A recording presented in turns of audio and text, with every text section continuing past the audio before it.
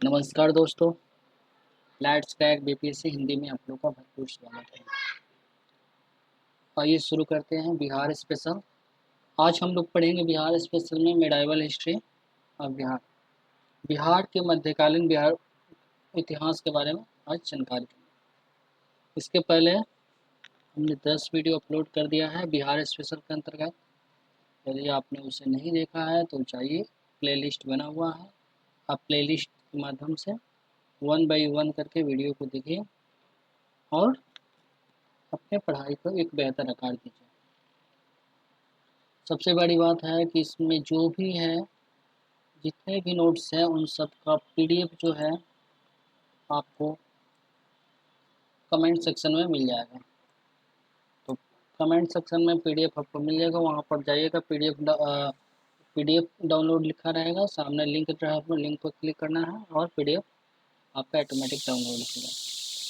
आइए शुरू करते हैं मेडाइवल हिस्ट्री ऑफ बिहार। सबसे पहली बात करें कर्नाट वंश की।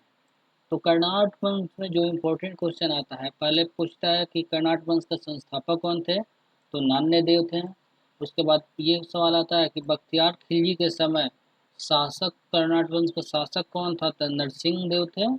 और अंतिम शासक पूछता है कि कर्नाट वंश का अंतिम शासक कौन थे, तो हरि सिंह थे। और बात करें तो कर्नाट वंश की राजधानी की, तो शेरावगढ़। इसमें आपका ये प्रीवियस संस्थापक पूछा गया है, प्रीवियस ईयर क्वेश्चन में। तो आपका राजधानी पूछा गया है, अंतिम शासक पूछा गया है। ये जो चारों पॉइंट जो है, चारों मस्ट इम्पोर्टेंट हैं, तो आपको इसको ध्यान में रखना होगा। ठीक है, एक बार रिकॉल कर लेते हैं कर्नाट वंश को। तो कर्नाट वंश के संस्थापक की बात करें तो नान्य देव थे। कर्नाट वंश के बख्तियार खिलजी के समय कर्नाट वंश का शासक कौन था, तो नरसिंह देव थे। और कर्नाट वंश के अंतिम शासक की बात करें तो हरि सिंह देव थे। और कर्नाट वंश की राजधानी की बात करें तो शेरावगढ़ था। ठीक है, आगे बढ़ते हैं, बख्तियार खिलजी के समय बात करते हैं। तो अगर बख्तियार खिलजी की बात करें तो बख्तियार खिलजी की बात करें तो ये जो है तुर्क सेनापति, जिसके इसका मोहम्मद गोरी के ये सेनापति था बख्तियार खिलजी और कुतुबुद्दीन ऐबक। जब 1206 में बख्तियार के मोहम्मद गोरी की मृत्यु हो जाती है, उसके बाद ये आपका बख्तियार खिलजी है, ये अब बिहार के क्षेत्र में जाता है, पाक उत्पात में जाता है। और वहीं कुतुबुद्दीन ऐबक की बात करें तो वो लाहौर से अपना शासन करता है। तो यहाँ पर आप देखते हैं कि तुर्क सेनापति था किसका, यानी मोहम्मद गोरी की बात कर रहा है। मोहम्मद गोरी का ये सेनापति था बख्तियार खिलजी। इसने क्या किया था कि बिहार में मुस्लिम शासन को के युग को प्रारंभ किया था। तो सवाल ये आता है कि बिहार में मुस्लिम शासन का प्रारंभ किसने किया था, तो बख्तियार खिलजी। बख्तियार खिलजी किसका सेनापति था, तो मोहम्मद गौरी का। और मोहम्मद गौरी किस जनजाति का था, तुर्क। ठीक है, आगे बात करें तो उदंतपुरी, नालंदा और विक्रमशिला विश्वविद्यालयों को नष्ट किया था। बात करें कि उदंतपुर विश्वविद्यालय को किसने नष्ट किया था, तो बख्तियार खिलजी ने। नालंदा विश्वविद्यालय को किसने नष्ट किया था, तो बख्तियार खिलजी में। विक्रमशिला की बात करें, विक्रमशिला विश्वविद्यालय को किसने नष्ट किया था, तो ये बख्तियार खिलजी ने। नालंदा में क्या, नालंदा विश्वविद्यालय को क्या किया था कि उसमें आग लगा दिया था। आगे नेक्स्ट बात करें तो उसके समय यानी बख्तियार खिलजी के समय बिहार में कौन सा वंश था, सेन वंश। उसमें शासक कौन थे, तो लक्ष्मण सेन थे। सेन वंश का शासन था बंगाल में। बख्तियार खिलजी की हत्या की यदि बात किया जाए तो बख्तियार खिलजी की हत्या उसके एक अधिकारी ने कर दिया, जिसका नाम क्या था, अली मर्दान ने। बख्तियार खिलजी की हत्या किसने की थी, उसी का, बख्तियार खिलजी का ही अधिकारी था जिसका नाम अली मर्दान था। उन्होंने बख्तियार खिलजी की हत्या कर दी। और बख्तियार खिलजी की जब शव की बात करें तो उसके शव को पहले बिहार शरीफ बिहार शरीफ के इमादपुर में दफनाया गया था। एक बार इसको हम लोग रिकॉल कर लेते हैं।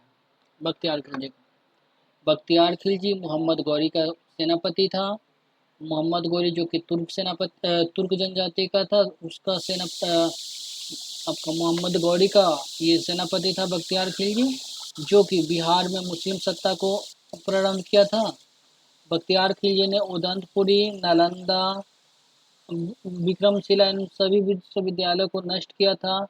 बिहार में जब बख्तियार खिलजी था उस समय बंगाल में क्या था, सेन वंश था बिहार बंगाल में।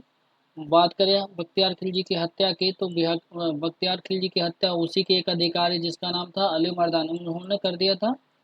और बख्तियार खिलजी के जब शव की बात करें तो उसके शव को बिहार शरीफ के इमादपुर में दफना दिया गया। सल्तनत काल बिहार के अंतर्गत इसको देखते थे। गयासुद्दीन तुगलक की बात करें, गयासुद्दीन तुगलक का बंगाल विजय अभियान हुआ था 1324 से 1325 के बीच में। फिरोज शाह के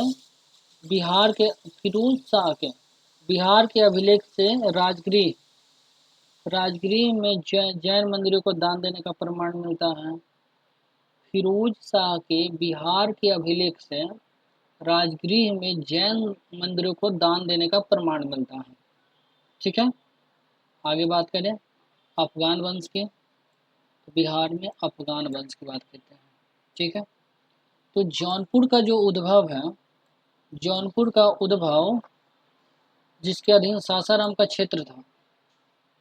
ठीक है, जौनपुर का उद्भव हुआ जिसके अधीन सासाराम का क्षेत्र था। बात करें शेरशाह सूरी, तो शेरशाह सूरी का शासन 1540 से 1545 तक रहा। शेरशाह सूरी के पिता का नाम बात करें तो पिता का नाम हसन खां था, और शेरशाह सूरी का नाम बचपन का नाम की बात किया जाए, बचपन का नाम फरीद खां था। वही शेर खां की उपाधि किसने दी, तो बहार खां लोहानी ने दिया था। तो बहार खां लोहानी ने शेर खां की उपाधि दी थी। बाद में क्या होता है कि जब बहार खां लोहानी की मृत्यु हो जाती है तो इसी की विधवा बेबी से शेर खां ये शादी कर लेता था। ठीक है, बात करें 1539 में चौसा का युद्ध हुआ। चौसा का युद्ध कहाँ पर हुआ था, तो बक्सर में हुआ था। किनके किनके बीच हुआ था, तो चौसा का युद्ध हुमायूं और शेरशाह के बीच में हुआ था। 1540 में बिलग्राम का युद्ध हुआ था, या कनौज का युद्ध हुआ था। किसके किसके बीच, तो हुमायूं और शेरशाह सूरी के बीच। इस युद्ध में हुमायूं को पराजित कर दिया शेरशाह सूरी ने और सत्ता ग्रहण कर लिया।